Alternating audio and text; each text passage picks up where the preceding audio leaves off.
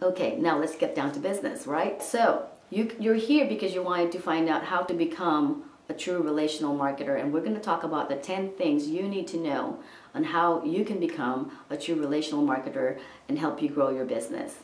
Okay, number one, read the book How to Win Friends and Influence People by Dale Carnegie.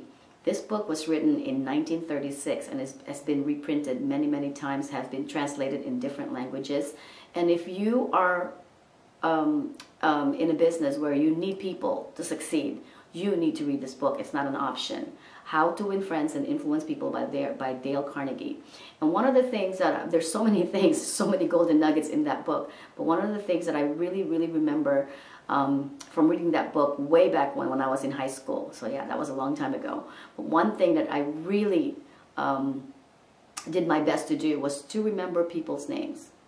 I knew the importance of remembering people's names, and I did what I could to always remember people's names. Even when I'm typing on Facebook or Twitter, I always make sure that I address the people with their names, because I believe that a person's name is one of the most beautiful sounding, the beautiful sounds that a person can hear. And the fact that you are acknowledging and taking the time to remember their name means a lot to people, and that's number one on how to win friends and influence people.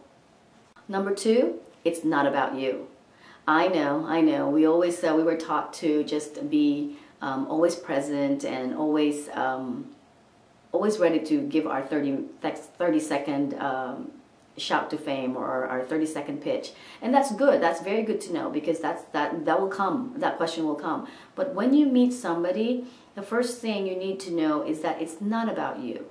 People are going to connect with you when you are really genuinely interested in them. How are you going to know, or how are you going to show that you're genuinely interested with these people?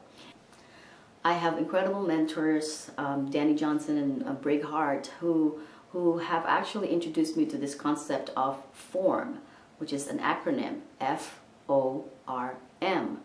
F stands for family, O is for occupation, R is for recreation, and M is for motive.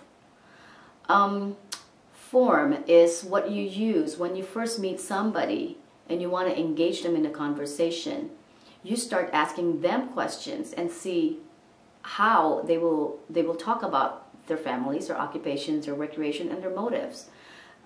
Sometimes, or most of the time, we're not comfortable in a setting where we are meeting new people, and we tend to actually just talk about ourselves to fill up space and to fill up the quietness. We don't like silence.